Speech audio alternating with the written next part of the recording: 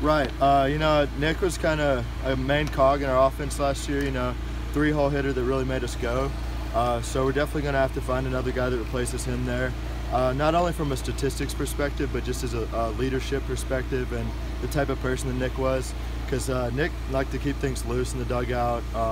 Just kind of a funny guy. So having him there was definitely something that kept all of us, kept our heads on straight. So it's going to be tough replacing him, but I think we have the bats to do it. Well, do you keep the dugout loose now with Deepwater Fears? If y'all can't see by Ryan Olenek dancing over there, it's normally him dancing that keeps it loose.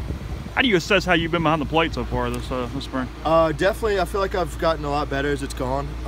You know, I just had to knock some rust off, get more comfortable back there, but Coach Lapp's done a great job of getting me and the other catchers as many reps in the practice as possible. So just getting back there, knowing what kind of pitches the pitchers throw, when they like to throw them, and just being comfortable with each one, because you know you never know who you're going to catch in what situation. What's the hardest part of getting back comfortable? Was it receiving or pop time or what's Probably receiving. You know, that's one of the biggest parts of the game, getting back there, because you're going to catch 85–90% of the pitches and only throw a certain amount and only block a certain amount. So getting back there and just handling the pitches right. You know, I've always been kind of a guy that had a pretty good, decent arm behind the plate, so it's not something that I had to worry about too much. But just getting back there and just looking good, just sticking the pitches and showing the umpire what he wants to see.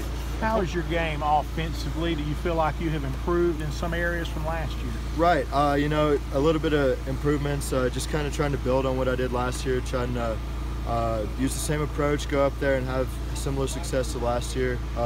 Started off the whole fall actually kind of slow, but started picking up lately, more power numbers. So, you know, just getting back in there, more at bats, and just, you know, facing our pitchers is a great challenge week in and week out with the inner squad. So definitely getting better. It seemed like from freshman year to last year, you got more comfortable tracking the balls and really just defensively in general in left field. Have you sensed that kind of coming along as well this fall? Yeah. This fall I've been working on catching a lot more than I have in recent falls, but go out there with Coach Mack whenever I can during BP and stuff, and I have felt comfortable out there. There's no sort of nervousness anymore.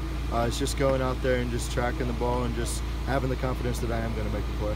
For a lot of teams, if a talented player like Gray rolled his ankle a couple weeks before opening day, there'd be a little sense of panic. What does it say for this team to have a guy like Anthony who can step in and produce? Yeah, first of all, you know, I know how Gray is with his ankles and stuff, and I think he'll be back for opening day. But you know, having a guy like Ant or even Justin Bench or Jacob Adams that can step in there right away, you know, it just speaks to how deep our lineup is, you know, at every position really. I mean, you can almost do that at any position, and we have somebody that can step in right there. So it's kind of tough at times because you never know who to plug in there because we have so many guys, but if something like that does happen, it's great to have all those backups. Was it kind of scary though when you watch Gray step on the bag over there? Yeah, you know, playing with him for as long as I have, I typically know when he's hurt, and he started hobbling over there and he was kind of shaking back and forth, and it was kind of deja vu for me because I've seen him do that so many times with his ankles and feet.